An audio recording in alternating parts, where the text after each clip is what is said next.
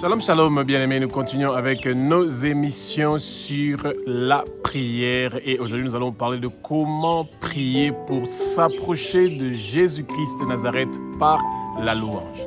Alors, la louange est un travail et un sacrifice que les chrétiens doivent faire chaque jour de leur vie ici sur terre. Ils se préparent déjà au travail qu'ils vont continuer à faire après leur vie ici sur terre.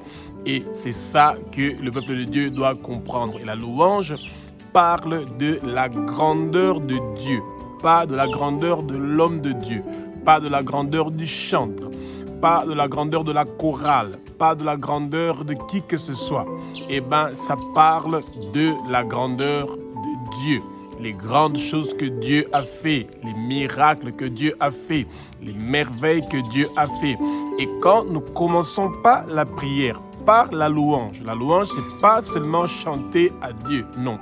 La louange, c'est parler de la grandeur de Dieu. Bien-aimé, sans l'action de grâce, ça veut dire parler de la bonté de Dieu. Sans la louange, ça veut dire parler de la grandeur de Dieu. Sans l'adoration, parler de la sainteté de Dieu, eh bien, vous vous approchez pas de Dieu. Et ça veut dire que vous n'êtes pas à côté du trône de Dieu, bien-aimé. Si vous voulez obtenir quelque chose de Dieu, vous devez connaître ce que ce Dieu-là est capable de faire. Vous devez le reconnaître. Vous devez lui dire qu'il a fait des choses grandes, qu'il a créé la lumière pour nous séparer des ténèbres, qu'il a créé le ciel, la terre, les mers et tout ce qui s'y trouve, qu'il a créé la verdure, les herbes à graines, les arbres fruitiers. Tous ceux qui respirent louent le nom de l'Éternel, et vous aussi vous louez le nom de l'Éternel, et nous aussi nous louons le nom de l'Éternel. La louange est aussi aider les autres. Être là pour les autres, être une bénédiction pour les autres, pour quelqu'un, c'est aussi louer Dieu. Parce que celui qui aide les autres est en train de louer Dieu, bien-aimé. Et de nos jours, les gens, quand ils sont en train d'aider quelqu'un, eh ben, ce que sa main droite est en train de donner, sa main gauche le sait, et tout le monde doit le savoir, tout le monde doit connaître qu'il a aidé les orphelins, les veuves, les démunis, les pauvres. Eh bien, ça, c'est pas louer Dieu. Quand on est en train de louer Dieu, on fait ça avec bonté, avec douceur, et on veut absolument que Dieu sache que nous sommes là pour parler de sa bonté et de sa grandeur. Et ce n'est pas seulement quand on est à l'église où il faut se défouler, crier, être émotionnel parce que les gens sont en train de nous regarder, ils sont en train de nous voir, et c'est pour ça que nous pensons que nous sommes en train de louer le Seigneur. Et bien aimé, quand vous êtes dans votre chambre et que vous êtes en train de parler de la grandeur de Dieu, vous faites un travail merveilleux. Et rappelez-vous, quand dans une nation on est en train de faire monter le drapeau de ce pays-là, et ben tout le monde est silencieux et on est en train de regarder comment le drapeau est en train de monter. Et bien c'est exactement la même chose qui se produit quand nous sommes en train de faire la louange, parler de la grandeur de Dieu. Et bien, quand nous parlons de la grandeur de Dieu, le Satan est réduit au silence. Il y a un silence qui lui est imposé. Il n'a pas le droit de faire quoi que ce soit quand nous sommes en train de louer l'Éternel, de parler de sa bonté, de sa grandeur, des grandes choses qu'il a fait, bien-aimé. De temps en temps, retourner vers les 10 plaies que Dieu a envoyé en Égypte pour libérer Israël. Eh bien, ça va beaucoup vous aider pour que vous puissiez parler de la grandeur de Dieu. Comment à 10 reprises, eh ben, il a montré à Pharaon et à ses magiciens et à ses enchanteurs qu'il est un Dieu qui est grand et merveilleux. Que le Saint-Esprit prenne le contrôle de ma bouche. Que ce que je veux dire, ce ne sont pas des paroles qui viennent de moi, que ce sont des paroles qui viennent du Saint-Esprit, qui sont inspirées par le Saint-Esprit bien-aimé. Eh ben, que les écailles tombent comme l'apôtre Paul, quand il était à Damas, Ananias a posé ses mains sur l'apôtre Paul. Eh ben, les écailles sont tombées et il a demandé que Paul soit rempli du Saint-Esprit. Eh ben, comme c'est écrit dans Actes chapitre 2, verset 1 au verset 4, soyez remplis du Saint-Esprit. Saint-Esprit, que le vent impétueux du Saint-Esprit commence à souffler dans le lieu où vous êtes. Soyez dans la plénitude du Saint-Esprit, soyez remplis du Saint-Esprit. Recevez le feu, la flamme. Jésus est le même, hier, aujourd'hui et éternellement. Et il continue à faire les mêmes choses, bien-aimés. Vous allez connaître la vérité et la vérité va vous affranchir, bien-aimés. Et n'ayez pas peur, n'ayez pas la crainte. Ouvrez votre bouche. Parlez de la bonté de Dieu, parlez de la grandeur de Dieu, parlez de sa sainteté. Bien-aimés, mettez-vous à genoux et inclinez votre tête et commencez à parler à votre Père qui est aux cieux, notre Dieu, notre Roi, celui dont la gloire est en train de remplir la terre, bien-aimés. Et c'est ça, et Dieu est tellement dans la joie et sa lumière commence à briller dans le lieu où nous sommes quand nous sommes en train de parler de sa grandeur et des grandes choses qu'il a fait ici sur terre, dans le ciel, dans la galaxie, dans l'univers et dans l'au-delà. Bien-aimés, il n'y a nulle part où il n'y a personne qui est en train de profiter de la grandeur de Dieu et des grandes choses qu'il a fait. Et que le Seigneur continue à vous inspirer, à comprendre l'importance de prendre le temps pour la louange. La louange pendant votre prière, ça vous rapproche de Dieu. Ça va vous aider pour que Dieu puisse exaucer beaucoup de choses que vous êtes en train de demander. Et vous devez être conscient que sans la louange, que sans parler de la bonté de Dieu, sans parler de la sainteté de Dieu, bien-aimé, vous n'allez pas vous approcher de Dieu et vous voulez absolument être rapproché de Dieu et Dieu veut entendre votre voix, pas la musique que vous mettez de quelqu'un d'autre qui est en train de chanter. Non, il veut entendre votre voix, que ce soit votre voix qui est en train de parler de sa grandeur. Lisez les psaumes 10 par jour, il y en a 150, il y en a assez pour que vous puissiez chaque semaine répéter, et vous allez voir que ces psaumes-là vont rester dans votre mémoire et que vous allez toujours avoir les mots, les paroles, les phrases que le Saint-Esprit va vous rappeler de ce que vous avez lu à haute voix. La lecture à haute voix de la parole impose le silence au Satan au nom puissant de Jésus-Christ de Nazareth. Bien-aimés, les chrétiens font toujours une erreur. Celui de ne pas vouloir connaître la personne à qui ils sont en train de venir pour montrer leur liste de demandes. Souvent, les gens qui sont en train de prier amènent une liste de demandes, une liste de shopping. Les choses qu'ils veulent que Dieu leur donne, les choses qu'ils veulent que Dieu fasse pour eux, les choses qu'ils veulent que Dieu continue à exaucer de leurs demandes. Bien-aimés, c'est bien d'avoir toutes ces idées-là et le Seigneur dit « Demandez et vous recevrez ». Donc ça veut dire que vous devez demander pour recevoir ce que vous demandez. Mais il y a un mais. Pourquoi? Parce qu'il faut d'abord commencer à parler de la bonté de Dieu, de le remercier pour son souffle de vie, pour sa grandeur. Et ensuite, il faut savoir parler de la grandeur de Dieu, les grandes choses qu'il a fait, non seulement pour nous, mais ce qu'il a fait pour l'univers, la galaxie et l'au-delà. Et il faut parler de sa sainteté, parce que sans parler de la sainteté de Dieu, vous ne parlez pas de sa lumière qui est en train de nous séparer des ténèbres, bien-aimés. Et Dieu a toujours manifesté sa grandeur depuis Adam jusqu'à nos jours, de génération en génération. Utilisons les exemples qui se trouvent dans la Bible pour pouvoir parler de la grandeur de Dieu. Et nos propres expériences personnelles sont aussi parfaites, mais vous faites une bonne chose d'utiliser ce qui est écrit dans la Bible. Pourquoi? Parce que ce qui est écrit dans la Bible, bien-aimé, c'est la voix et c'est la parole de Dieu. Quand quelqu'un dit « Dieu a été bon pour moi, il m'a donné ceci, il m'a donné cela, etc. » Bien-aimé, et quand vous commencez à chanter cette chanson-là et que vous pensez que c'est ça la louange que vous êtes en train de faire pour Dieu, ça c'est votre foi et votre conviction.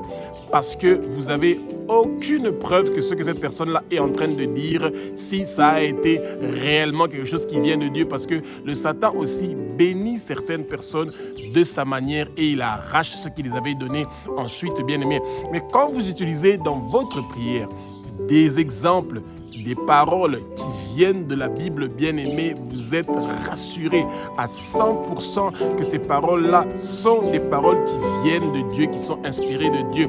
Et Dieu n'est pas un Père qui fait le favoritisme. Dieu est un Père qui est juste. Il a été juste avec Adam et Ève, avec Moïse, avec Aaron, avec Josué, avec David, avec Néhémie, avec Paul, avec Jésus. Et il est aussi un Père qui nous aime exactement de la même façon. Il a l'amour agapé, un amour qui ne va jamais se terminer. Et cet amour-là, Dieu veut continuer à le manifester dans notre vie. Et c'est pour ça que quand nous voulons commencer avec la prière ne peut que commencer avec parler de la bonté de Dieu, parler de sa grandeur qui est la louange, parler de sa sainteté qui est l'adoration. Et quand vous ratez ce début-là, eh ben, vous avez un souci. Regardez dans beaucoup d'exemples de la Bible, bien-aimés. Chaque jour, chaque fois que vous avez lu et qu'il y avait une prière qui commençait, on parlait toujours de Éternel des armées, toi qui as créé le ciel, la terre, et les mers.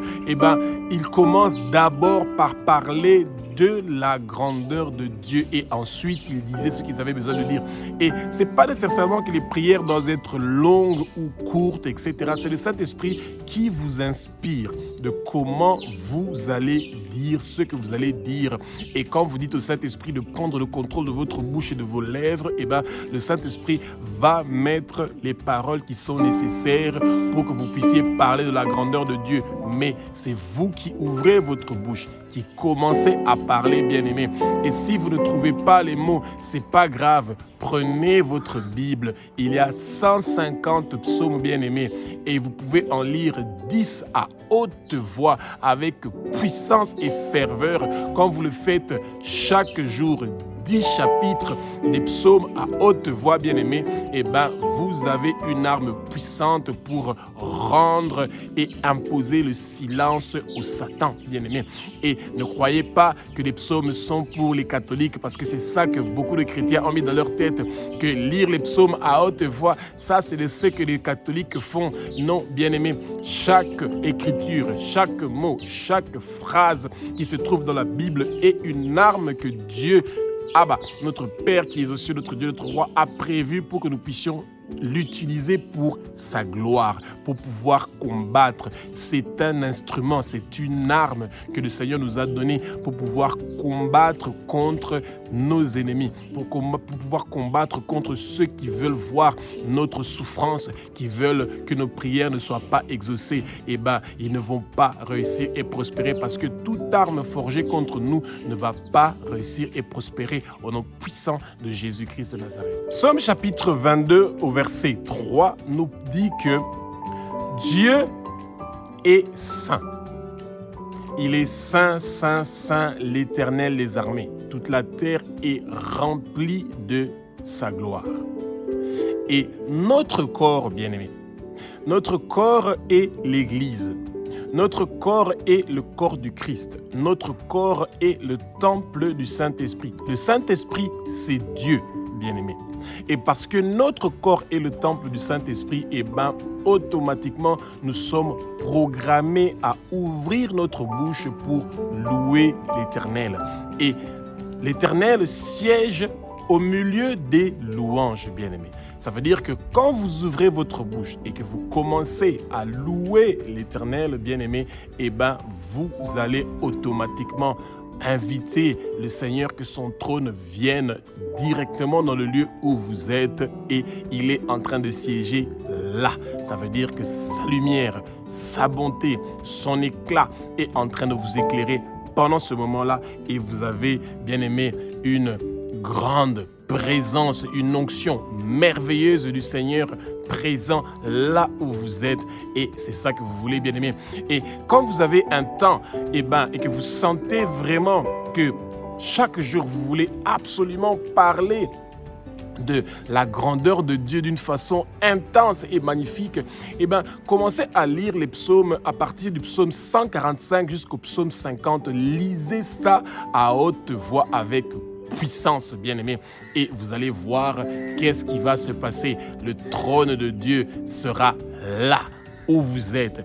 Et Dieu a dit ceci, que Il veut être présent en nous et que sa parole soit présente en nous, bien-aimés. Et rassurez-vous que le Saint-Esprit va vous rappeler chaque jour ces paroles que vous avez lues à haute voix pour pouvoir louer l'Éternel, parler de sa grandeur et de sa bonté. Dieu est un Dieu qui est saint. Et quand sa sainteté vient où vous êtes, bien-aimés, ça veut dire que son trône vient où vous êtes, bien-aimés. Ça veut dire que vous aussi, vous commencez à briller. Et quand nous sommes dans la sainteté, ça veut dire que ce que nous demandons au Père, le Père est prêt à pouvoir le faire pour nous selon sa volonté. Et c'est des choses que nous sommes en train de demander au Seigneur de faire pour nous, qui ne vont pas nuire à notre vie, mais au contraire, ça va nous donner la progression. Que toutes choses que le Seigneur a prévues pour pouvoir nous faire progresser, que ces choses-là viennent maintenant. Au nom puissant de Jésus-Christ de Nazareth, bien-aimé, nous demandons maintenant que la sainteté de Dieu vienne siéger dans notre cœur. Notre cœur, bien-aimé, même quand vous dormez, vos yeux sont fermés et vos narines peut-être sont fermées, vos oreilles peut-être sont fermées, mais votre cœur continue à battre. C'est l'instrument, c'est l'organe de communication avec Dieu. Et tant que votre cœur est en train de battre, vous êtes en train de louer l'Éternel des armées, même dans votre sommeil, bien-aimé. Oui, vous êtes en train de louer le Père parce que quand vous êtes en train de respirer, cela montre sa grandeur. Vous imaginez quelqu'un qui pèse 90 kilos ou 100 kilos ou plus et qui est allongé et qui est en train de dormir, mais il y a juste une poignée de votre main qui est votre cœur, qui continue à battre et qui continue à faire respirer tout votre corps. C'est merveilleux de voir la grandeur de Dieu. Et Dieu ne veut pas vous voir souffrir. Il veut vous voir dans la joie. Il veut vous voir dans l'allégresse. Et c'est pour ça qu'avant que vous soyez dans la joie et dans l'allégresse, vous devez vouloir avoir sa sainteté. Vous devez vouloir vivre dans la sanctification, de la pureté. Et c'est ça qui va faire que vous puissiez avoir la paix, la joie, l'allégresse, la tranquillité. C'est ce Dieu qui est Shalom, qui est en train d'apporter maintenant sa sainteté dans votre vie. Et il est en train de siéger là où vous êtes en train de parler de sa grandeur. Psaume 106 au verset 47 nous parle de comment l'Éternel nous a sauvés. Il nous a sauvés pour que nous puissions célébrer son nom. Quand nous nous réveillons, bien-aimés, dès que nous sommes réveillés le matin, nous commençons à célébrer le nom de l'Éternel. Pourquoi? Parce qu'il nous a sauvés. Par le sang précieux de Jésus-Christ de Nazareth, l'Éternel nous a rachetés de la main de Satan. Et c'est pour ça que quand nous sommes en train de prier et que nous voulons nous approcher du Seigneur, nous devons rappeler au Satan que Jésus-Christ de Nazareth a versé son sang sur la croix de Golgotha pour nous racheter de sa main. Et que maintenant le Satan n'a plus de place et de pouvoir dans notre vie. Et que lui, c'est fini avec lui. Il a été vaincu sur la croix de Golgotha. Il a été livré en spectacle, lui, avec ses trônes, ses dominations, ses principautés invisibles, ses princes des ténèbres invisibles, toutes les puissances invisibles. Ils ont été livrés en spectacle. Et ce travail-là ne sera plus renversé. Le Satan a eu une défaite totale, finale, irréversible sur la croix. Et c'est pour ça que nous, aujourd'hui, nous sommes sauvés et que rien de ce qu'ils ont prévu contre nous ne va réussir et prospérer, bien-aimés. Quand nous sommes sauvés, ça veut dire que nous appartenons maintenant à Jésus. Jésus est le maître qui est en train de diriger notre vie. Et nous ne devons pas accepter d'avoir été sauvés, mais de continuer à vouloir vivre selon notre volonté. Nous célébrons le nom de Dieu. Nous parlons des merveilles qu'il a fait. Lui qui a envoyé son Fils unique, Jésus-Christ de Nazareth, pour venir sur terre, pour mourir une mort horrible sur la croix, pour que nous puissions être sauvés, pour que nous ayons la vie éternelle. Quand nous célébrons le nom de Dieu, nous le remercions parce que par le sacrifice que Jésus a fait à travers le Saint-Esprit sur la croix, notre nom est inscrit dans le livre de vie de l'agneau. Et quand nous parlons et nous célébrons le nom de Dieu, nous sommes contents de dire à Dieu que sur notre front est écrit le nom de la nouvelle Jérusalem où nous sommes en train de partir. Sur notre front est inscrit le nom de Abba, notre Père qui est aux cieux, notre Dieu, notre Roi. Sur notre front est inscrit le nom de Jésus-Christ de Nazareth, le Roi des rois, le Seigneur des seigneurs. Bien-aimés, célébrons le nom de l'Éternel des armées parce que c'est la louange qu'il mérite. C'est ça la nourriture et la boisson que Dieu boit et mange. Ce sont nos louanges. Et c'est vrai qu'il a beaucoup des anges qui sont là pour le louer et pour l'adorer, bien-aimé, mais c'est notre bouche, nous qui sommes des vivants. C'est cette bouche-là qui veut que tôt le matin, il veut déjà nous entendre en train de le louer, bien-aimé. Quand quelqu'un est mort, c'est fini. Il ne peut plus louer l'Éternel, parler de sa bonté ou parler de sa sainteté. C'est fini. Et ça veut dire que c'est quand nous sommes vivants, quand notre cœur est en train de battre, c'est là que nous pouvons parler de la grandeur et du nom de Dieu et de célébrer son nom. Que Jésus ouvre nos yeux, que les écailles tombent. Nous allons connaître la vérité et la vérité va nous affranchir. Célébrer le nom de Dieu, c'est avoir la vérité, c'est faire tomber les écailles où le monde de ténèbres entend parler du nom de Dieu, ils sont en train de trembler, ils sont de la peur, il y a un silence qui leur est imposé et ils doivent se taire. Ils n'ont pas le droit de faire quoi que ce soit contre vous parce que vous êtes en train de célébrer le nom de Dieu. Vous avez triomphé sur leur travail, vous avez triomphé sur leur agenda maléfique et satanique au nom puissant de Jésus-Christ de Nazareth. Psaume 30 du verset 11 au verset 13, bien-aimés. Quand nous nous réveillons, nous voulons être secourus par Dieu. Nous voulons absolument que Dieu vienne, bien-aimés, pour nous faire porter les habits de la louange. Et que tous nos murmures et nos lamentations soient transformés en joie et en allégresse, bien-aimés. Que Dieu retire la souffrance dans nos vies, bien-aimés. Et quand nous sommes en train de célébrer le nom de l'Éternel des armées, la souffrance se retire dans notre vie. Nous sommes dans une autre dimension. Nous sommes dans une autre atmosphère. C'est l'atmosphère que nous sentons par la présence de Dieu en célébrant son nom. Et quand on parle de la grandeur de Dieu et qu'on célèbre son nom, il est dans la joie d'être présent avec nous à cause de ces louanges que nous sommes en train de faire, bien-aimés. Ouvrez votre bouche. Dites les grandes choses que le Seigneur a fait pour vous depuis le ventre de votre maman jusqu'à aujourd'hui. Quand vous êtes en train de répéter les grandes choses que le Seigneur a fait pour vous, comment il vous a aidé pour que vous ne soyez pas malade, que vous ne soyez pas dans les hôpitaux, même si vous étiez dans des hôpitaux, vous êtes sortis de là. Même quand vous avez opéré, vous avez vaincu l'opération, vous avez vaincu la mort, vous avez fini vos études, vous avez eu votre diplôme, vous avez eu votre mariage, vous avez un travail stable. Vous devez toujours vous rappeler de ce que l'Éternel a fait pour vous et de parler de sa bonté, de sa grandeur, célébrer son nom parce qu'il a été avec vous. Vous ne devez pas seulement penser à ce que vous voulez que le Seigneur fasse pour vous demain ou dans le futur.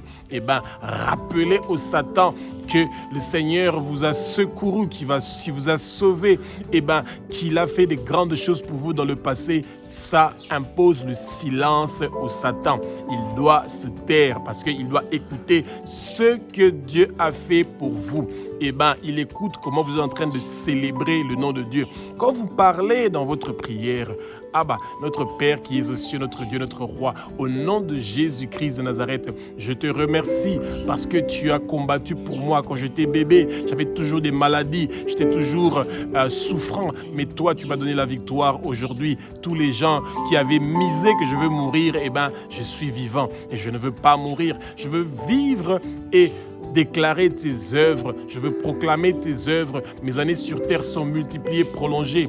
Père, je te remercie. Je te suis infiniment reconnaissant que j'ai réussi à terminer mes études, qu'aujourd'hui j'ai réussi à me marier, qu'aujourd'hui j'ai un travail stable, qu'aujourd'hui je réussis à être dans ta présence. Je te remercie, je te suis reconnaissant parce que mon nom est inscrit dans le livre de vie de l'agneau et que toi, peu importe la souffrance que j'ai, tu as le dernier mot. Tu vas écrire le dernier chapitre de ma vie parce que ce n'est pas le Satan qui va faire quoi que ce soit contre moi. Tout accident qu'ils ont préparé contre moi ne va pas réussir et prospérer. Tous leurs plans maléfiques ne réussiront pas parce que ton nom est en train de crier mon nom. Ta sainteté est en moi, ton trône est en moi. Tu es présent avec moi, ta parole est en moi. Tu demeures en moi, tu m'aimes tellement, ô Père, que tu as accepté d'envoyer ton Fils unique, Jésus-Christ de Nazareth, pour venir mourir une mort horrible sur la croix, pour que moi et toute ma lignée familiale, toute ma famille, la région où je suis, pour que nous soyons sauvés. Bien-aimés, quand vous ouvrez votre bouche et dites des grandes choses comme celle-là, eh bien, le Seigneur est avec vous. Eh bien, le matin, quand vous vous réveillez, vous commencez votre prière avec des louanges, parler de la grandeur de Dieu, eh bien, il y a une puissance qui est en train de se manifester. Votre journée commence entre 3h et 6h du matin avec une puissance merveilleuse. Pourquoi? Parce que le Seigneur est avec vous. Il est parmi vous. Il est en train de siéger à côté de vous. Ésaïe chapitre 61 au verset 3 nous parle que Dieu nous accorde une vie de joie. Eh bien, tout vêtement de deuil est enlevé et nous portons les vêtements d'allégresse, les vêtements de louange. Eh bien, quand nous portons les vêtements de louange, ce vêtement de louange-là est en train de remplacer le vêtement de deuil. Eh bien, même quand vous vous êtes réveillé abattu, eh bien, l'esprit d'abattement, les vêtements d'abattement et de déception, eh bien, ils sont retirés et vous portez les vêtements de louange. Quand vous vous réveillez le matin, ou peu importe à quel moment de la journée, eh bien, vous portez d'abord les vêtements de louange. Et les vêtements de louange sont en train d'éloigner la déception de votre vie. Si vous étiez abattu, eh bien, vous allez avoir la joie et l'allégresse. Si vous étiez en train de sentir la confusion, eh bien, la paix va venir vers vous. Le repos va venir vers vous, le shalom. Vous voulez porter l'habit du shalom, l'habit de la paix. Vous voulez porter l'habit qui vous pousse à louer Dieu, à parler de sa grandeur, de sa louange, bien-aimé.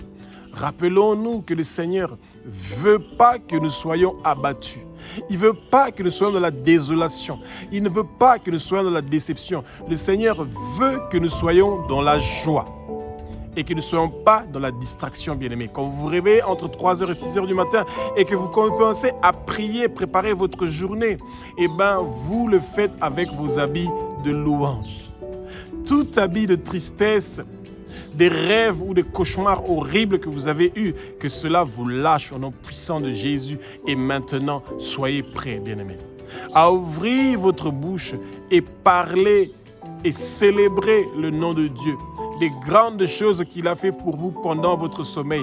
Et bien, quand vous êtes réveillés, bien-aimés, que le Seigneur vous donne cette mission, cet ordre-là de pouvoir faire ce sacrifice, de commencer à parler de son nom, de sa grandeur, de sa bonté, de le célébrer. Et bien, c'est parce qu'il vous a donné le souffle de vie. Et que quand vous êtes en train de le louer, la souffrance s'éloigne de vous, bien-aimés. En ce moment où vous êtes réveillés, d'autres sont dans les hôpitaux, d'autres sont malades, d'autres pensent aux factures qu'ils doivent payer des hôpitaux et des pharmacies, de comment ils doivent survivre. Ils sont peut-être dans des situations très compliquées. Mais vous, le Seigneur vous a fait la grâce. Vos lèvres qui sont impures. Les peuples dans lesquels nous vivons qui ont des lèvres impures. Mais le Seigneur vous a choisi, vous, pour commencer à parler de sa grandeur. Bien-aimés, quand nous sommes en train de célébrer le nom de Dieu et que nous demandons que sa lumière soit présente dans le lieu où nous sommes, eh bien, sa lumière ne vient pas seulement dans notre vie et dans notre maison. Tout votre quartier profite de cette lumière-là. Parce que où il y a la lumière de Dieu, eh bien, le silence est imposé au Satan. Les sorciers et tous les occultistes et les satanistes, ils ferment leur bouche et ils sont en train de contempler cette lumière-là qui est en train de les frapper d'aveuglement et que vous êtes en train de porter la mire spirituelle complète parce que vous avez cette louange-là qui est en train d'éloigner la souffrance, les difficultés, les problèmes loin de vous, bien-aimés. Ayez la foi. Le Seigneur veut que vous ayez la foi qu'il est là et que quand vous êtes en train de louer son nom, de parler de son nom, sa présence change quelque chose, apporte quelque chose au nom puissant de Jésus-Christ de Nazareth. Jérémie 33 au verset 11 nous dit que nous devons crier de joie et d'allégresse. Quand nous sommes en train de crier de joie et nous disons « Abba, notre Père qui es aux cieux, notre Dieu, notre Roi, je suis dans la joie, je suis dans l'allégresse. » Parce que tu as préparé une nouvelle journée pour moi, une nouvelle semaine pour moi, un nouveau mois, une nouvelle année, bien-aimés. Vous allez voir les choses qui vont se passer à l'instant où vous êtes, au lieu où vous êtes. Quand vous vous réveillez entre 3h et 6h du matin, bien-aimés, et que tôt le matin, vous commencez à crier de ce que le Seigneur a fait pour vous, pour que vous puissiez avoir la joie et l'allégresse, vous êtes absolument en train d'imposer le silence à vos ennemis. Vous êtes en train d'imposer le silence à ceux qui veulent vous traumatiser, vous tourmenter, amener la crainte dans votre vie, bien-aimés. Et Jérémie avait dit ça à Israël, de commencer à célébrer le nom de Dieu. Et ils ont commencé à célébrer, même avant, bien-aimés, qu'ils aient eu la victoire, qu'ils soient délivrés de Babylone, ils étaient déjà en train de crier des cris de joie et d'allégresse. Louez le Seigneur, parlez de sa grandeur, bien-aimés. Vous devez le faire avec beaucoup d'enthousiasme. Votre tête bouge, vos épaules bougent, vos mains bougent, vos pieds. Tout votre corps est en train de louer l'Éternel. Et bien aimé, la louange commence d'abord par incliner votre tête, vous mettre à genoux ou vous êtes debout. La position que le Seigneur va vous mettre à cœur, cette position déjà parle déjà de la louange. Parce que vous voulez être dans la présence du Seigneur, bien-aimé. Vous allez toujours voir que beaucoup de gens, quand ils voient une autorité, ils abaissent leur tête. C'est une façon de louer cette autorité-là. Ça, c'est leur façon de voir les choses et chaque coutume a sa façon de faire les choses. Mais vous, bien-aimés, que votre corps soit en train de manifester la joie, l'allégresse et que quand quelqu'un voit le matin comment vous êtes dans la joie et dans l'allégresse, il va directement comprendre que vous avez bien dormi, que vous êtes bien réveillé et que vous êtes prêt à affronter une nouvelle journée où il y a la grâce, la paix, la joie, l'allégresse du Seigneur qui va vous accompagner dans tous les pas que vous allez faire. Et c'est comme ça que vous préparez la journée, bien-aimés, en étant dans la joie, en étant dans l'allégresse, en ne soyant pas dans la crainte, bien-aimés. Rassurez-vous, vous n'allez pas mourir, vous allez vivre et déclarer les œuvres de l'Éternel. Amis. Tous les accidents que le monde de ténèbres a prévus contre vous, cela ne va pas réussir et prospérer. Tout ce que le Satan avait bloqué et débloqué au nom puissant de Jésus-Christ de Nazareth est maintenant, aujourd'hui, toute maladie et toute infirmité qui a été tirée contre vous par des flèches du jour de la nuit, ils ne vont pas réussir et prospérer à vous retirer votre joie, votre allégresse que vous avez aujourd'hui, maintenant et éternellement, parce que vous avez la vie éternelle. Jésus est mort pour vous, pour que vous puissiez avoir la vie éternelle et rien ne peut changer cette situation-là. Hébreux chapitre 13 au verset 15 nous dit que nous devons offrir des louanges sans cesse à l'Éternel. Bien aimé, entre 3h et 6h du matin, nous commençons avec la prière du matin où nous sommes en train d'offrir des louanges à l'Éternel. Nous parlons de sa grandeur, nous faisons des actions de grâce, nous parlons de sa sainteté. Et cela ne s'arrête pas seulement le matin, bien-aimés. Tout au long de la journée, nous sommes en train de parler de la grandeur de Dieu. Nous célébrons son nom. Notre cœur est en train d'être rempli de la joie, que nous parlons avec fierté de notre Père. Et notre Père aussi parle avec fierté de nous. Parce que quand nous sommes en train de louer l'Éternel, il dit à tous nos ennemis, regardez comment mon fils ou ma fille est en train de parler avec joie et avec allégresse, bien-aimé. Et c'est ça que vous voulez. Vous voulez que quand vous êtes en train de parler au Seigneur et que le monde soit en train de trembler parce que la lumière qui est en train de briller en vous, ça amène des tremblements de terre, des grands tremblements de terre qui sont en train de briser les cages spirituelles, qui sont en train de briser les prisons spirituelles, qui sont en train d'ouvrir toutes les portes qui étaient fermées dans votre vie, sont en train d'être ouvertes pendant le moment où vous êtes en train de parler de la grandeur de Dieu et que vous célébrez son nom. Ce qui était bloqué est débloqué, ce qui était fermé est ouvert, et vous serez en haut et non en bas, et vous serez la tête et non la queue, et tout ce que vous allez toucher dans vos mains, et bien le Seigneur est le Dieu de la multiplication. Avec quelques petits pains et quelques petits poissons, 5000 personnes, bien-aimées, ont mangé et 12 paniers sont restés. Avec quelques petits pains et quelques petits poissons, 4000 personnes ont mangé, 7 paniers sont restés. Et bien, quand vous parlez de ces grandes choses que le Seigneur a fait, bien-aimés, et bien, vous pouvez vous rassurer que le Seigneur, il est là. Il est un Dieu qui est fidèle et qui va s'occuper de vous, bien-aimés. Parce que quand le Seigneur vous utilise pour que vous, votre voix, vos paroles, votre cœur, et ben, votre corps soit en train de le louer et que la lumière est en train de venir dans votre quartier, il y a toujours une récompense. Quand le Seigneur utilise votre barque pour pouvoir prêcher, parler de l'évangile, et ben après il va vous dire: mon amour, mon enfant, tu es la personne que j'aime. Eh bien, je sais que toi, tu fais un sacrifice, tu te réveilles le matin tôt pour commencer à parler de ma grandeur et que ton quartier est en train de s'allumer, ta communauté s'allume, la lumière vient. Eh bien, pousse ta barque un peu plus loin dans l'eau et commence à faire une pêche miraculeuse par ma parole.